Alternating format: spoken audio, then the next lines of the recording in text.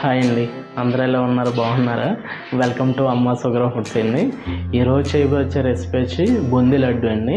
బూందీ లడ్డు ఏ విధంగా చేసుకుంటే బాగుంటుందని నా స్టైల్లో మీకు చేసి చూపిస్తాను. ఖచ్చితంగా రెసిపీస్ అనేది కూడా మీరు ప్రతిదీ కూడా క్వాంటిటీస్ అనేది మంచిగా వేసుకోండి. అంటే ఏది ఎంత వేసుకోవాలనేది తెలుసుకోవడం చాలా ఇంపార్టెంట్ అండి. ఆ విషయం మాత్రం మర్చిపోవద్దు, ఎందుకంటే మీకు ఐటమ్ టేస్ట్గా రావడానికి లాస్ట్గా అదే కాబట్టి నేను ఏ విధంగా చేసుకోవాలని చూపిస్తున్నా ఆ విధంగా మీరు చేయండి, చాలా బాగుంటుంది. రండి ఆ ప్రాసెస్ చూద్దాం. సో మనం లడ్డుకి ఆయిల్ పెట్టుకున్నాము. సో ఇలా పెట్టుకోవాలండి. మీకు హీట్ వచ్చి అనేది ఎంత ఉండాలంటే మనం చూడండి, ఇప్పుడు నేను వాటర్ వేస్తాను, ఇలా రావాలి, ఈ టైప్లో రావాలండి. ఎక్కువ ఉండొద్దు, తక్కువ ఉండొద్దు. తక్కువ ఉంటే ఏమవుద్దంటే ఒక బబుల్ అది ఉబ్బదండి, బూందీ పిక్క అనేది ఉబ్బదు. సో మీకు ఈ కాకున్నప్పుడు ఏమవుద్ది అంటే ఉబ్బుద్ది, లైట్గా మంచిగా వస్తుంది పిక్క అనేది. చూపిస్తాను అది కూడా మీకు. 2 kgs శనగపిండికి 2 kgs 200 షుగర్ వేసుకున్నా. షుగర్ అనేది ఒక 100 grams ఎక్కువ ఉండాలి. మీకు స్వీట్ అనేది కరెక్ట్గా సరిపోతుంది. మీకు కావాలితే ఎక్కువైనా వేసుకోవచ్చు, లేదా తక్కువైనా వేసుకోవచ్చు. తక్కువ వేసుకుంటే అంత టేస్ట్గా అనిపించదు. కొద్దిగా ఎక్కువ ఉంటే లైట్గా మీకు చాలా బాగుంటుంది లడ్డు అనేది. ఇప్పుడు నేను ఇలాంటి పెద్ద బండిది ఒకటి తీసుకున్నాను. సో అందులో మనం శనగపిండి వేసుకున్నాము. ఇలాంటి పెద్ద బండిలోకి తీసుకోవడం వల్ల ఏంటంటే మనకి కలుపుకోవడానికి ఈవెన్గా కలుపుకోవచ్చు హ్యాండ్ తోటి. చూడండి, నేను కలుపుతున్నాను, చూస్తాను. ఇలా లమ్స్ లేకుండా నీట్గా అదిమి పెట్టి కలుపుతూ ఉండాలి. మీకు ఎక్కువ జిగర్ అనేది రాకూడదు. ఎందుకంటే జిగర్ అంటే మీకు ఎక్కువసేపు దాన్ని రఫ్ చేయడం వల్ల ఏంటంటే శనగపిండి కాబట్టి అది జిగర్ వస్తుంది. అప్పుడు మీకు రౌండ్గా అనేది రాదు బూందీ పిక్క.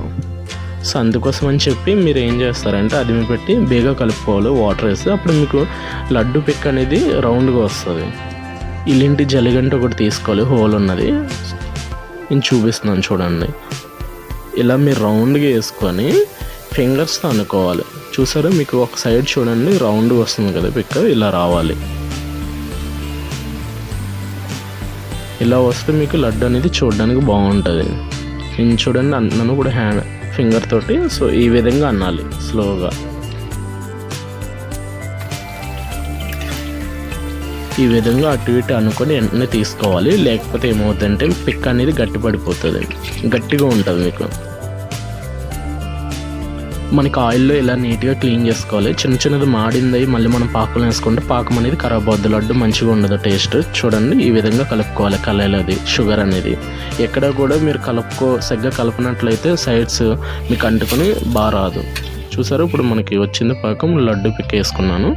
మీకు లడ్డు పిక్క గట్టిగా ఉందా స్మూత్గా ఉన్నదా అని చూసుకొని లడ్డు దెబ్బ తీసుకోవాలి. పాకం అనేది దెబ్బ తీసుకోవాలి. పిక్క గట్టిగా ఉన్నట్లయితే పాకం దెబ్బ తక్కువ తీసుకోవాలి. పిక్క మెత్తగా ఉన్నట్లయితే పాకం దెబ్బ ఎక్కువ తీసుకోవాలి. అప్పుడు మీకు ఈవెన్గా ఉంటుంది లడ్డు.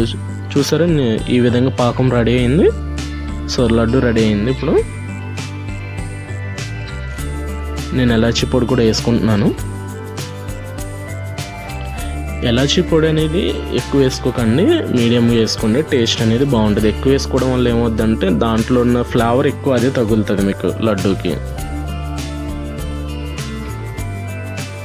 నేనైతే పచ్చకర్పూరం వేయట్లేదు, కొంతమంది పచ్చకర్పూరం వేసుకుంటారు. నేను జీడిపప్పు వేసుకుంటున్నాను.